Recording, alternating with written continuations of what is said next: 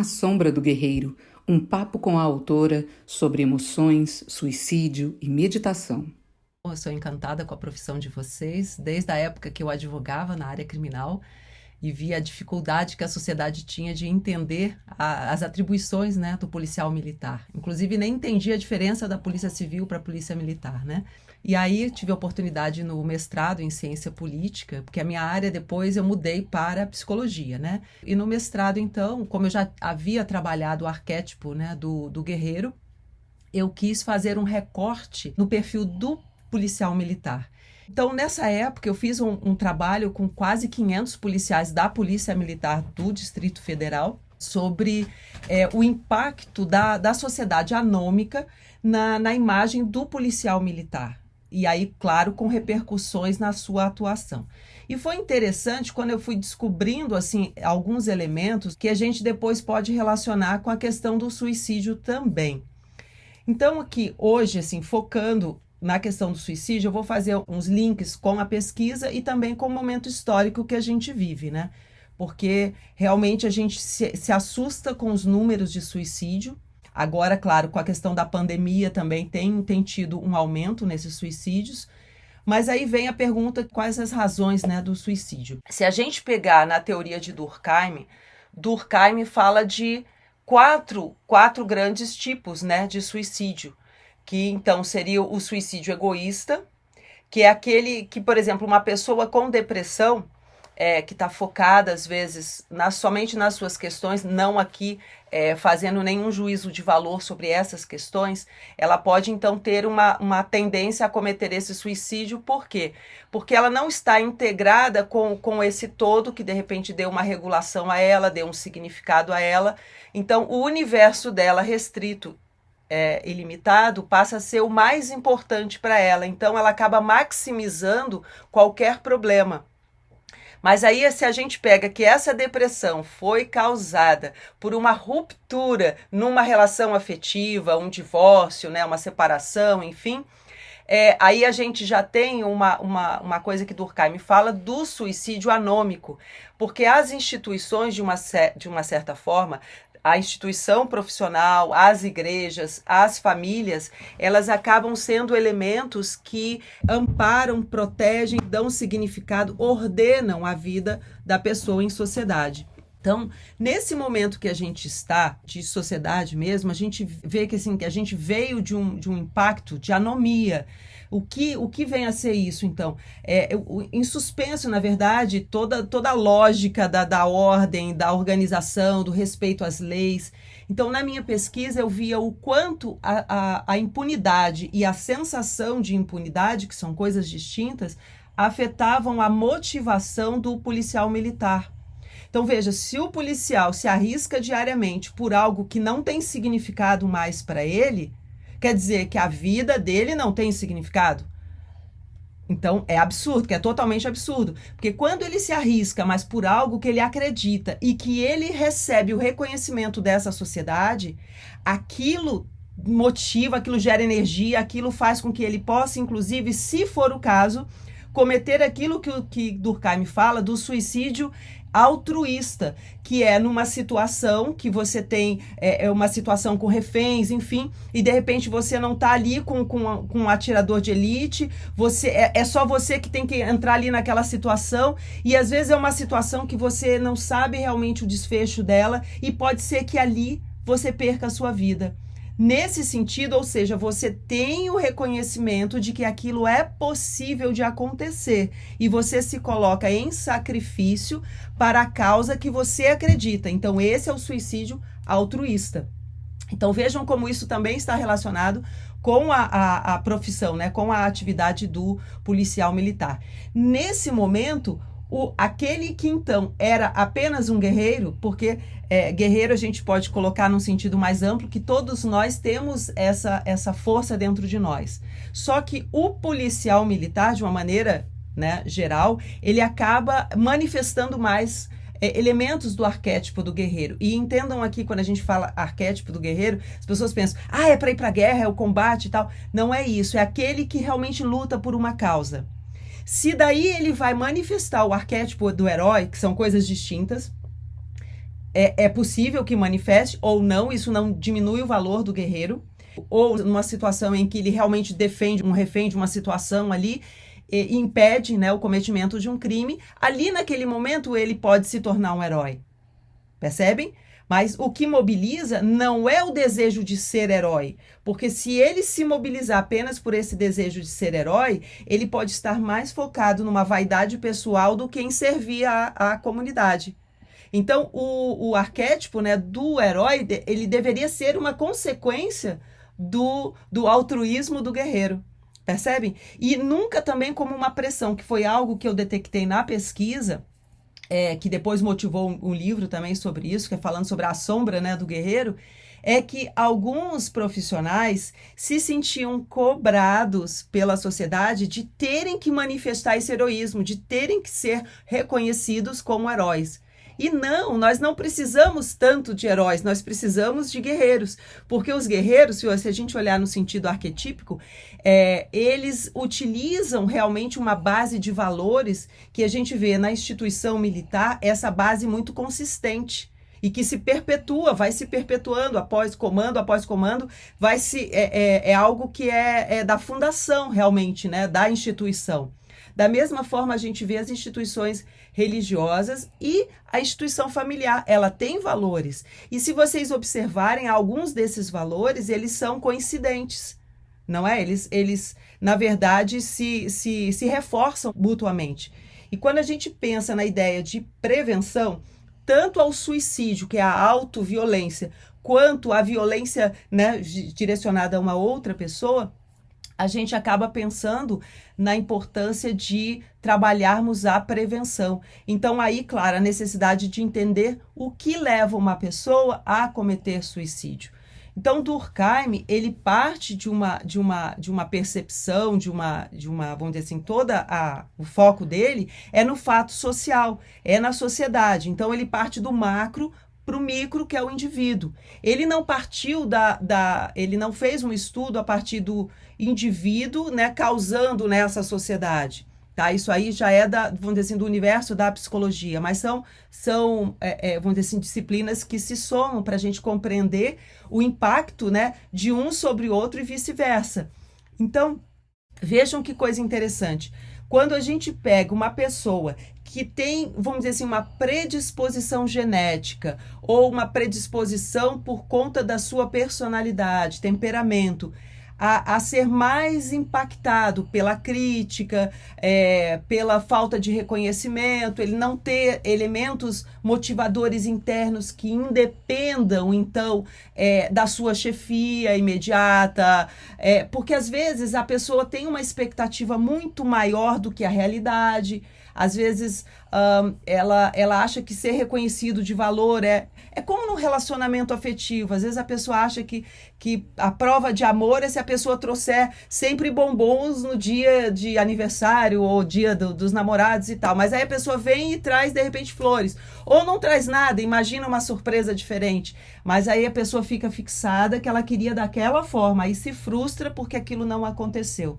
A mesma coisa acontece com a relação aos cargos de chefia. Então, às vezes, o subordinado, que em geral tem pesquisas que mostram claramente que de 3 subordinados, 2 sempre vão se achar melhor do que os seus chefes e que acham que deveriam estar no lugar dele.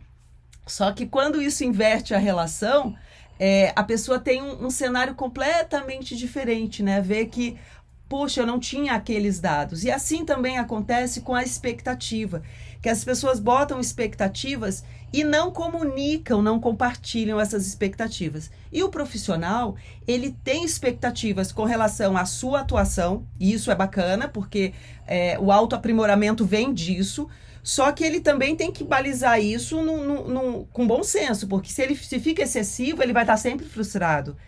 Tá? Se ele fica relaxado, ele vai ser aquele cara que está sempre com fardamento de qualquer jeito, né? Ele não tem um cuidado, né? Não tem um esmero nem com a sua apresentação, nem com a sua forma de atuar, né?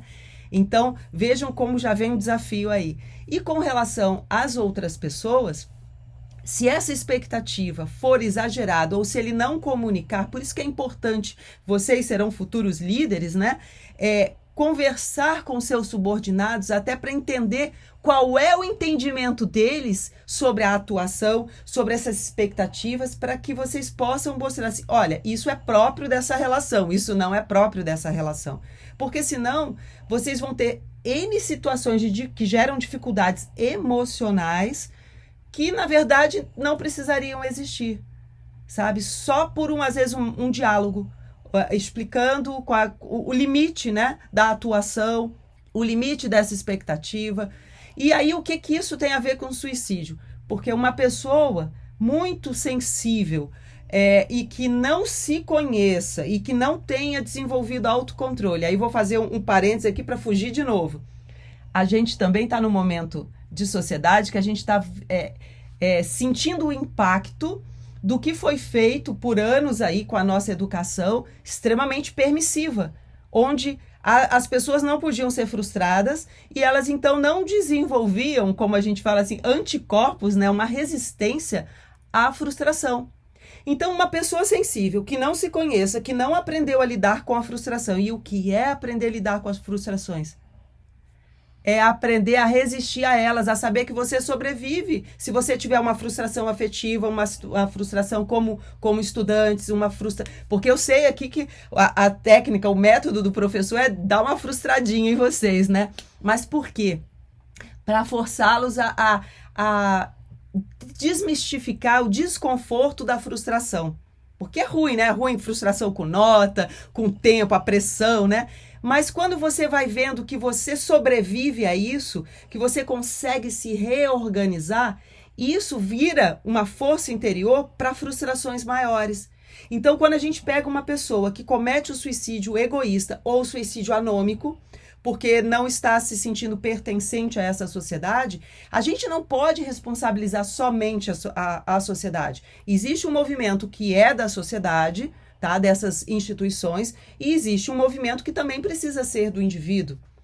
Então, aprender a se perceber, reconhecer suas emoções, aquelas que são desconfortáveis, aprender a controlá-las, né? O que é controlar para muita gente, principalmente quando a gente trabalha o arquétipo do guerreiro na figura do policial militar, é negar as emoções, né? De uma maneira geral. Né? As mulheres podem dizer isso, né? Que elas observam mais isso. As mulheres têm mais habilidade de lidar com as emoções. O homem não. Ele já tem que travar, esconder, não pode mostrar a emoção demais. Eu me lembro quando eu dava aula no TechSop, que foi um convênio da Universidade Católica com a Polícia Militar do Distrito Federal. Lá nós tivemos a oportunidade de dar aulas para quase uns 3.000 alunos, né? Por aí. Eu sei que vários desses policiais militares que já tinham, olha, muitos anos de carreira, peguei vários com 20 anos de carreira, 25 anos de carreira, e eles tinham essa concepção de que tinham que negar as emoções. E isso os fragilizava. Porque se você nega essa emoção, aonde é que você vai colocar? Emoção é energia, gente. Emoção é vida, é movimento. Agradável ou desagradável, ela é emotion, né? Motion, movimento.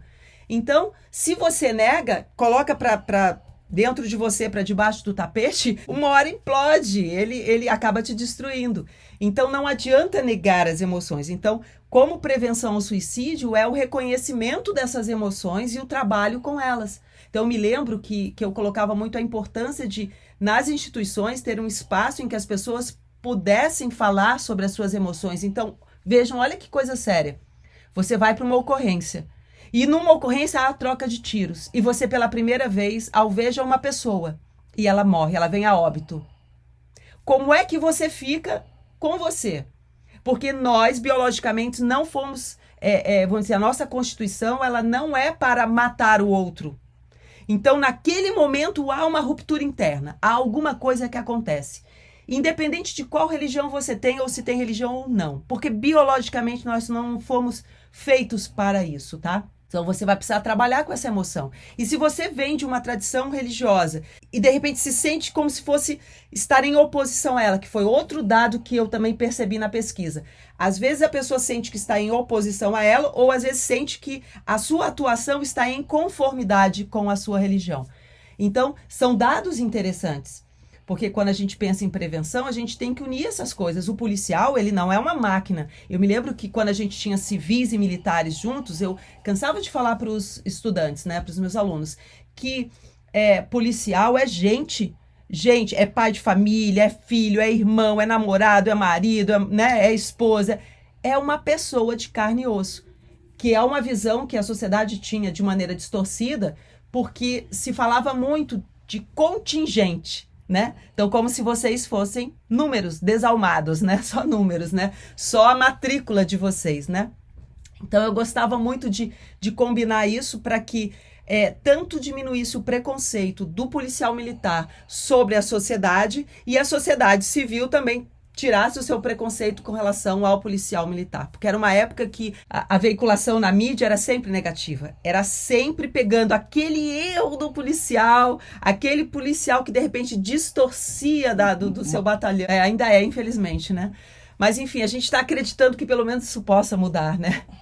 Então, e aí a gente, na época, eu me lembro que havia até uma pesquisa da UNB, mas é uma pesquisa antiga essa da UNB, acho que é década de 90, que falava que a construção da imagem da sociedade não era tanto pelo que era veiculado na mídia, era mais por aquilo que alguém próximo a você tivesse vivenciado ou você mesmo. Então, se você estava numa blitz ou numa abordagem e presenciou uma atitude, né, aquela atitude impactava muito mais, por óbvio, né, na imagem do policial. Só que aí a gente também refletiu sobre uma coisa. A sociedade tem uma expectativa equivocada do policial, porque acham que o fato de vocês serem educados, uma polícia para a paz, uma polícia comunitária, é uma polícia que tem que ser o tempo todo mansa, fala manso. E tem abordagens que você vai ter que ser enérgico, enfático. E aí a sociedade, o que acontece? Interpreta equivocadamente esse enérgico como se você estivesse sendo mal educado. E se você precisa fazer a revista, e aí? A pessoa se sente invadida. Natural. Primeiro, quem é que gosta de ser parado no seu direito de ir e vir? Mas vocês são autoridades. Então, a autoridade, primeira coisa, precisa aprender a lidar com a raiva do outro, né? Então, claro, naturalmente que vai haver incompreensão natural. Não quer dizer que a pessoa esteja demonizando a figura do policial e nem o policial demonizando, né, a figura do outro que ele está revistando. Porque, em princípio, é neutro. Mas é suspeito, né? Então, precisa ter certeza, né? Então, como essa pessoa vai lidar com tudo isso? E aí, vamos colocar isso, a pessoa, não só o profissional, né? Mas esse profissional no ambiente familiar. Se o ambiente familiar for desestruturado, porque uma das coisas que nós vimos na pesquisa é o quanto a família era importante para o policial. Porque era uma época que ele se sentia em despertencimento com relação à instituição, porque era uma época que reclamavam muito de não terem o reconhecimento, talvez, da chefia, enfim, ou do próprio governo. Então, assim, era o despertencimento com relação ao Estado, o despertencimento com relação à sociedade. Então, o que restava? A família. Vejam, se com essas pressões todas ele não tem uma família estruturada, e não importa que modelo de família seja, mas que seja uma família coesa, que dê consistência em termos de amparo, né, de valores, isso o deixa mais vulnerável ainda a essas pressões emocionais. Então vejam, aí ele se separa, né, ou ela se separa do companheiro. Ou, aí o companheiro tem outra, ou descobre que o companheiro tem outra. Naquele momento, o único amparo que a pessoa tinha vai por água abaixo, ele se desconstrói ali. Então, olha como a base, né, do nosso desenvolvimento humano com relação a reconhecer as emoções e saber lidar com elas, vai nos ajudar a lidar com essas situações catastróficas. Porque, claro, toda ruptura sacode a gente, vira a gente cabeça para baixo. E às vezes a gente tem ruptura com relação à primeira situação, às vezes, que você tem, em que a sua vida é colocada em risco ou que você precisa alvejar uma outra pessoa. Então, ali há uma situação. Ou uma situação, então, em casa, ou situação com chefia, porque às vezes tem, ou entre os seus pares, porque às vezes também acontece. Então, tudo isso pode deixar a pessoa mais vulnerável para, vamos dizer, se ela tiver essa predisposição ao suicídio também, à depressão, tá? Então, sim, só coloquei um panorama geral, a gente acabou nem falando de todos os aspectos, né, do suicídio, que tem o suicídio fatalista, o suicídio anômico, o suicídio altruísta e o suicídio egoísta. Então, o fatalista seria aquela situação em que você tem uma excessiva pressão, um excessivo ordenamento, um ordenamento injusto. Porque às vezes as pessoas pensam que o ordenamento, que a gente vinha, né, de um momento que questionava tudo que era ordem, tudo que era disciplina, tudo que era hierarquia. E se a gente fizer uma reflexão sobre a nossa biologia, o nosso corpo tem hierarquia, o nosso corpo tem disciplina, rompe por muito tempo a disciplina no seu corpo, com relação à alimentação, à boa oxigenação, sono, para você ver como é que o seu raciocínio fica. Então, olha só, se a gente então fizer uma analogia com relação ao que acontece no nosso corpo, imaginar que a sociedade é um grande corpo também, esse corpo social, pensem nisso, porque quando a gente vai falar de prevenção, a gente precisa focar, né, entendendo essa relação. Então, vocês imaginem, no período da escravidão, aquele ordenamento era totalmente injusto. Então, essas pessoas poderiam cometer suicídio. Esse suicídio, dentro da denominação de Durkheim, seria considerado, então, o suicídio fatalista, que é o oposto do anômico, tá? Então, a anomia, ela fala do pertencimento, da estrutura, quer dizer, na verdade, seria o oposto, tá? Mas é no sentido assim, quanto maior o pertencimento, menor a anomia. Menos vulnerável essa pessoa para o suicídio anômico, mais resistência ela tem para lidar com ruptura de casamento, de profissão, qualquer situação que seja. Então vejam a importância da instituição profissional para dar suporte a essa pessoa com relação ao pertencimento, porque às vezes na ruptura afetiva ele não tem mais o pertencimento na família, em casa. A situação está toda desestruturada. Então, é ali que ele vai encontrar significado. E isso é importante, porque isso é um elemento de contenção da autoviolência, da autoagressão. Então, fechando aqui, com relação ao suicídio altruísta, ele seria o oposto do suicídio egoísta com relação ao hiperindividualismo. A gente vem também de um momento histórico de muito individualismo, ou não? Não é verdade? Era tudo assim. É você que faz, é você que tem que ser o melhor, é você isso, é você que aquilo. E agora, com a pandemia, o que a gente está vendo? Um movimento voltando para o enfoque de solidariedade, de visão do outro, sabe? De cuidado com a sociedade de uma maneira geral. Então, você está saindo do seu conforto, eu diria conforto entre aspas, porque é um conforto relativo, porque quando você começa a desenvolver esse outro lado da solidariedade, você pode ter até um desconforto, porque você vai tirar do seu para ajudar uma outra pessoa, só que o que você recebe é tão maior, e isso acaba sendo um preventivo também do suicídio. Porque quando a pessoa, isso tem já pesquisas em Harvard mostrando a importância da felicidade, já ouviram falar disso, né? Para adolescente, se você fala do direito à felicidade, ele vai achar que é fazer tudo o que ele quer. Se você pensar no direito à felicidade na visão profissional, é ele ter tudo que é o mais adequado para que ele tenha uma boa atuação e que tenha o menor risco possível, né? E isso vai lhe trazer satisfação, com certeza.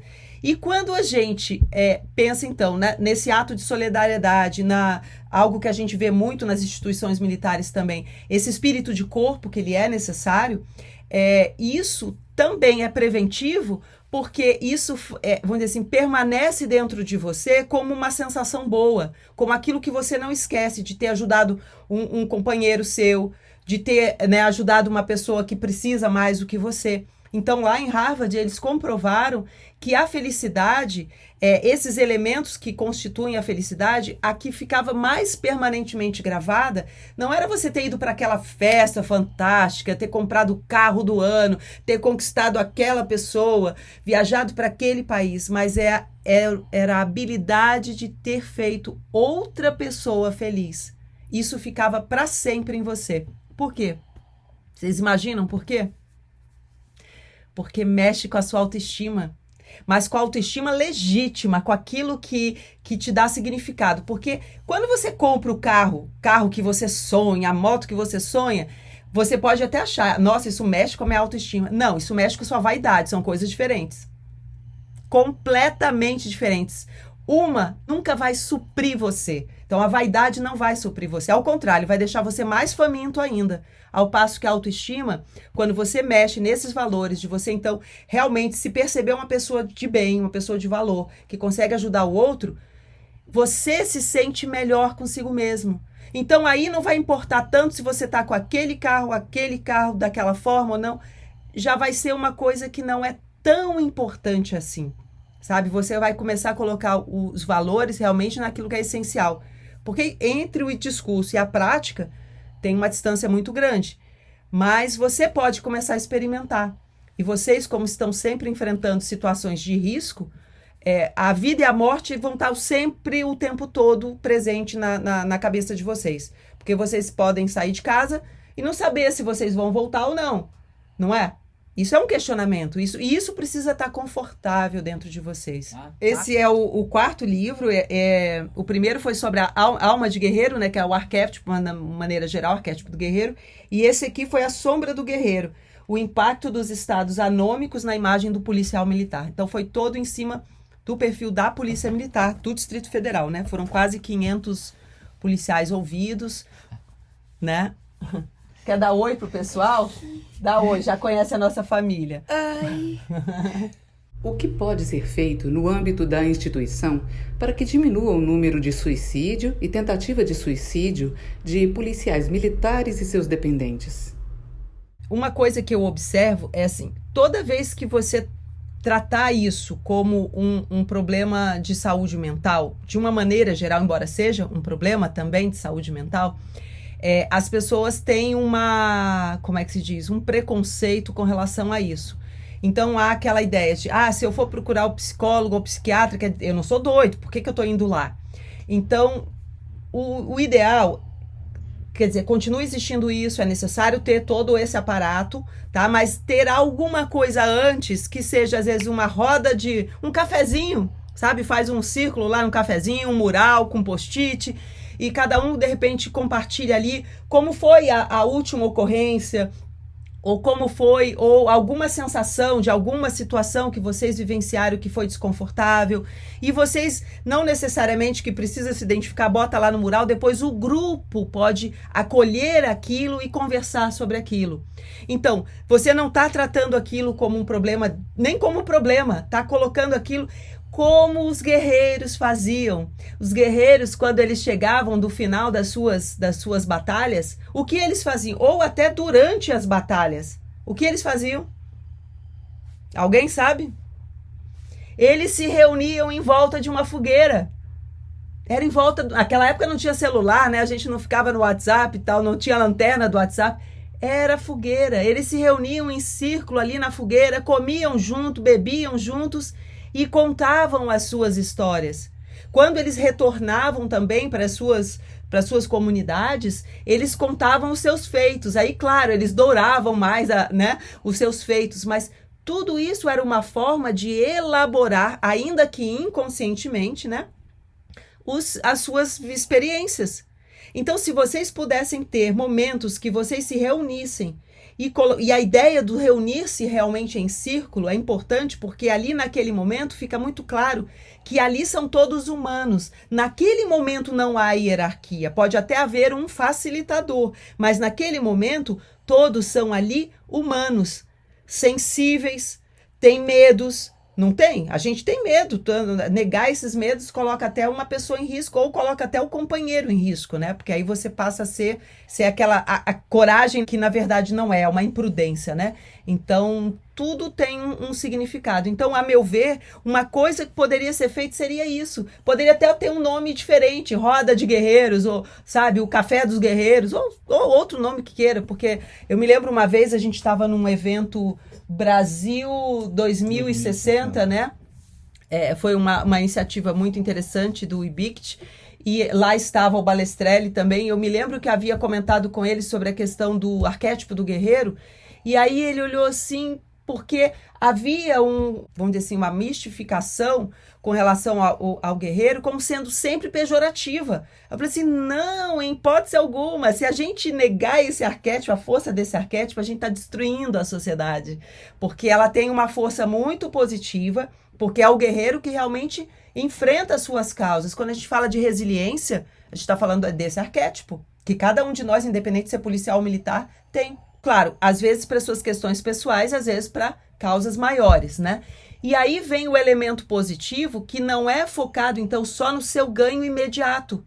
Porque para estar numa profissão de risco, você não pode estar aí só pelo salário. Eu tenho certeza que não. A gente vê, né? É muito claro isso. Existe um elemento vocacional, existe uma motivação maior. Então, por que não se sustenta? Então, isso é um ponto interessante. Então, a meu ver, seria isso. Começar com coisas simples, mas de expressão das emoções. Tá? Acolhida dessas emoções, sem julgamento, sem juízo de valor. Esse seria um ponto. Antes de chegar lá no departamento que vocês trabalham essa questão. Antes da pessoa precisar adoecer. Porque ali você já teria, inclusive, uma forma de detectar quem não está muito bem. E que, de repente, você possa estar junto ali, acompanhando, ver como é que está a situação da pessoa em casa. Gente, outra coisa importantíssima. Algumas pessoas, elas às vezes se tornam até alegres demais, fora um pouquinho do padrão, sabe? Como se estivesse negando ali essa realidade. Então, isso tudo faz com que você, essa pessoa pode não estar bem. Só que como a gente está acostumado a achar que estar bem ou não estar bem é sempre estar para baixo, reclamando da vida, às vezes a pessoa pode ter até determinado, cometer o suicídio e ver assim, agora eu tô bem, agora vocês vão ver, ou então frases que generalizam algumas coisas, ou até no sentido negativo, eu queria sumir, eu quero sumir, vocês vão ficar bem, depois vocês vão saber, sabe, coisas vagas, mensagens vagas. É claro que nem todas as situações a gente vai conseguir mapear, tá? Porque nós não fomos acostumados a nem aprender a perceber as nossas alterações emocionais, quanto mais as das outras pessoas. Então, uma coisa preventiva, até continuando na resposta, é valorizar as emoções, o reconhecimento dessas emoções, e que isso é humano, não tem nada errado. Emoção não tem certo nem errado, ela existe, ela é um fato. E aí você reconhecendo e sabendo a melhor forma de lidar com elas, vai facilitando com que você possa despertar uma sensibilidade maior para sentir o outro. Porque não é algo só do verbal, sabe? É como a mãe, quem tiver filho aí ou pai, sabe, quando o seu filho não está bem, você sente, você percebe. Existe alguma coisa que comunica que aquela pessoa não está bem. Até em termos biológicos também, a gente tem um hormônio, a ocitocina, que facilita essa percepção, sabe? Quando existe esse envolvimento afetivo. Então, num grupo, quando o grupo, né, realmente tem esse vínculo, né, de pertencimento, isso facilita você perceber que um ou o outro não está bem. Mas nem sempre também é fácil de perceber isso, ok? Então, às vezes, são mensagens que a pessoa coloca ou mudança no comportamento. Por exemplo, eu tinha uma pessoa que estava passando por um problema financeiro, que uma crise financeira acaba sendo uma coisa também que desorganiza, né? E essa pessoa parou de ficar enviando mensagem. Sabe aquela pessoa que às vezes manda mensagem demais, às vezes até te cansa, porque você não consegue ler nada? Mas aquele é o modus operandi, né, daquela pessoa. Aí, de repente, essa pessoa para de mandar mensagem. Não foi porque você bloqueou, porque você pediu para a pessoa parar. Não, a pessoa parou. E imediatamente eu mandei uma mensagem para ela. Tá tudo bem com você? Como é que você tá e tal? Por quê? Porque a pessoa mudou.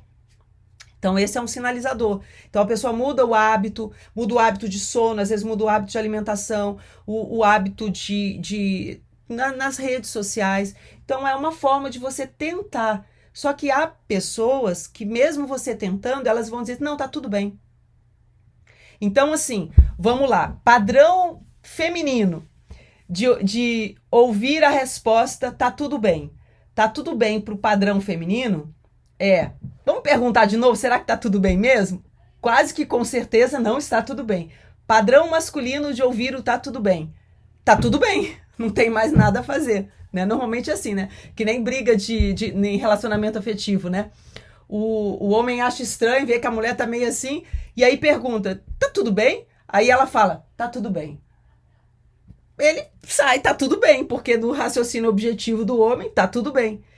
Mas no feminino, não está tudo bem. Entendam, a mulher quer que você pergunte de novo. Entenderam? Então é mais ou menos isso. É claro que a gente está brincando, né, com esses padrões, mas o que quer dizer? É que não se satisfaça com a primeira resposta. Tente em outro momento perguntar assim, fulano, mas olha, se alguma coisa não estiver legal, conta comigo, eu tô aqui. Ou então liga de novo, pergunta e procura ouvir o tom de voz, olhar. Se vocês estiverem próximos, ver o olhar da pessoa, para onde a pessoa olha. Então, às vezes, a pessoa tá, sabe aquele olhar vago? Você tá aqui, ó, aí a pessoa tá assim, ela tá te respondendo, mas ela tá assim, olhando pro nada, sabe? Para lugar nenhum. Então, essa pessoa não está presente. Então, ela pode estar muito depressiva, porque o depressivo, de uma maneira geral, ele não está presente no corpo, sabe? Então, coisas que ajudam no sentido preventivo, além dessa questão emocional, é o cuidado com o corpo, atividade física. Porque quando você é obrigado a colocar sua consciência no corpo, você diminui o poder dessas divagações ou dessas, vamos dizer assim, dessas memórias de coisas negativas. Você melhora a química do bem-estar. Então, isso é muito importante. O humor, rirem juntos, filmes de humor, coisas engraçadas, isso é extremamente importante. Outro ponto que eu queria comentar, que também pode ser um elemento que ajuda na questão da prevenção, é trazer a família para dentro da instituição, sabe? Isso dá um pouco mais de trabalho, mas é importante. Quando você traz a família, essa noção, claro, eventualmente, não é, mas mantendo uma certa periodicidade, sabe? Determinados eventos. Então, às vezes, a família vai para quando tem a formatura, vai quando, né? Não, quando tenha um momento, de repente, da família, sabe? Um momento que vocês queiram fazer, transformar esse espaço também como acolher os artistas que estão na corporação, porque aí a gente tem vários artistas também, né? Escrevem poesias, escrevem contos, né? Tocam algum instrumento, mesmo não sendo da banda, pintam, né? Fazem alguma outra arte. Então, e aí trazer a família para esse momento, sabe? São coisas que fortalecem vínculos. Você não está falando de suicídio, não está falando de nada disso, às vezes não está nem falando das emoções, mas está fortalecendo os vínculos, e isso é importante para a prevenção. Isso é próprio do arquétipo do guerreiro. Aí a gente retoma lá os samurais. Um samurai, para ele ser pleno, porque a gente só vê a questão do samurai, aquele que matava, cortava, assim, usava as duas espadas e tal. Mas o samurai, se a gente pega inclusive a história daquele do grande samurai, né? Você vai ver que ele tinha um treinamento de meditação, de arte, aprendia a caligrafia, né? Que é extremamente elaborado, aquela caligrafia, né, japonesa. Então, tudo isso, o desenho, né? O sumiê, ou então a habilidade do chá, a cerimônia do chá. O que é isso? Um exercício de concentração, de você estar presente, porque isso ia refinando o seu espírito, depurando, né, o seu espírito e trazendo características que são mais, vamos dizer assim, do universo feminino e outras características que são do universo masculino. Então, trazendo aqui para o arquétipo do guerreiro, né, você tem a espada. A espada é o elemento fálico, obviamente o elemento que se reporta à agressão, ao corte, né? Ao elemento masculino. E você tem ali a bainha da espada, que é o elemento feminino, que é a contenção, é o amor, é a adequação, a justiça. Então, aquele corte sem o amor, sem a justiça, ele fica impiedoso. Então, um guerreiro que não é treinado, né, com as duas características, né, as femininas e as masculinas, e aí ele pode se desenvolver uma pessoa, na verdade, que corrompe, viola totalmente o sentido do arquétipo, né? Então, ele vai para o lado negativo. Então, isso não é saudável. Então, por isso a gente mostra aqui que se, por exemplo, a corporação abraçando isso, né, de trabalhar a questão das emoções, do sensível, né, da arte, né, não está fazendo algo novo, não. Está pegando algo lá dos primeiros guerreiros, que sabiam já que era importante equilibrar a natureza humana, porque todos nós, independente de orientação sexual, de qual sexo biológico você tenha, você tem as duas características, né, femininas e masculinas, e você precisa reconhecê-las e utilizá-las com sabedoria. Aí sim você tem um equilíbrio, aí sim você tem uma maior assertividade sobre a sua ação, maior autocontrole sobre as suas emoções.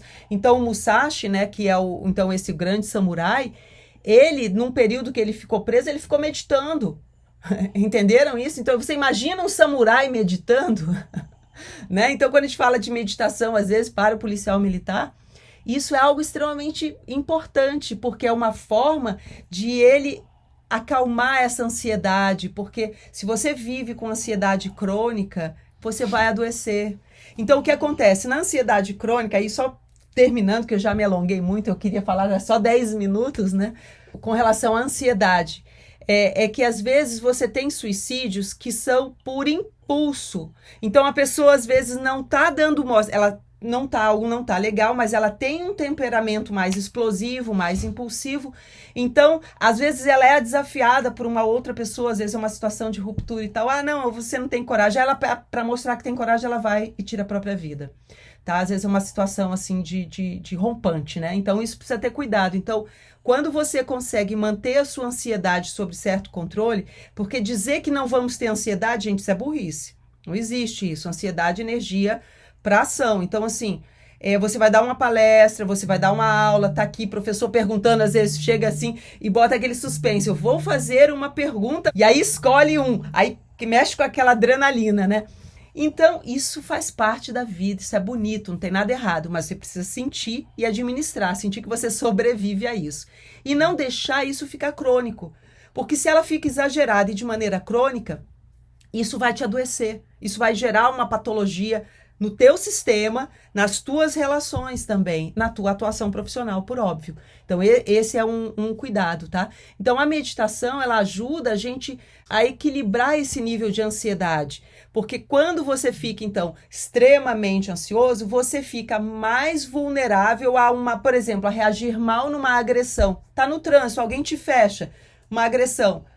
Se você estiver sob estresse, fatalmente você vai reagir mal. Então, melhor a gente manter o estresse dentro de um limiar aceitável para que você não reaja mal. Porque qualquer um de nós, isso eu falo, qualquer um sob estresse crônico pode fazer besteira e se arrepender depois. Porque nessa hora do estresse, você está funcionando com a parte, né, do cérebro que atua como é o reptiliano, né? Ele funciona só estímulo-resposta, bateu, valeu, foi agredido, você reage. Então, nesse momento do estresse, assim, você não atua com os seus valores e ainda mais distante você está da sua espiritualidade. Então, vale fazer exercícios respiratórios para você sempre se manter no estado de calma. Agora, muita gente pensa que fazer isso é só na hora que você está estressado, na hora que você recebeu aquela fechada ou um comunicado ruim e tal, alguém falou mal com você, e que você vai respirar fundo naquela hora e vai dar certo. Veja, às vezes pode dar certo, mas não é isso. O treinamento preventivo é todos os dias. Antes de você, por exemplo, sair para trabalhar, sair para sua aula, retomar suas atividades, é você fazer o quê? Você respirar fundo por alguns minutos, 2 minutinhos que você já respire de uma maneira consciente, ritmada, você já diminui o seu nível de ansiedade. Então, você já retoma o seu dia com mais clareza. Não fica só focado, tô atrasado, ou, eu tenho que fazer isso. Não, você está presente. E aí você vai fazendo as coisas na medida em que elas vão sucedendo-se. E não antecipando, né? Então, fechando agora, nada de colocar a mente lá na frente ou lá no passado.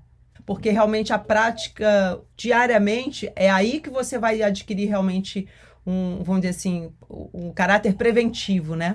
E esse controle, ele não vem intelectualmente. Não é só a gente entender que precisa ter. É um treino diário. É um treino... É como atirar. Não precisa treinar várias vezes para você realmente entender a arma, entender a sua respiração, para o alvo, qual distância e tal. senão você não consegue, né? A mesma coisa com relação à emoção. Porque às vezes as pessoas têm muitas dúvidas com relação à meditação, com relação à sua religião de origem, né? Assim, a gente faz de uma maneira, utilizando a base científica, para você, da sua forma, na sua tradição, porque os órgãos públicos, de uma maneira geral, nem querem que a gente toque nesse aspecto, mas eu sempre falo, a pessoa precisa poder perguntar sobre isso, né? Porque embora sempre eu dou o caráter científico, o meu foco é assim, mas a gente pode ajudar cada qual, e eu falo isso porque fiz isso na Universidade Católica por alguns anos, antes de nos mudarmos para o Rio, a gente fez o projeto lá, Meditação no Campus. E a instituição é católica, mas obviamente os colaboradores, os professores são cada um na sua tradição. E ali eu procurava ajudar as pessoas dentro do viés religioso delas, embora tinha agnósticos, tinham ateus também praticando a meditação. Por quê? Porque realmente quando a pessoa quando ela entende o sentido, ela pode tirar melhor proveito, tanto profissional, tanto na vida acadêmica, quanto também na sua tradição religiosa. É nesse sentido, tá? Tô aí para somar com vocês. Obrigada, gente. Proconsciência, inspirando a busca, compartilhando o saber.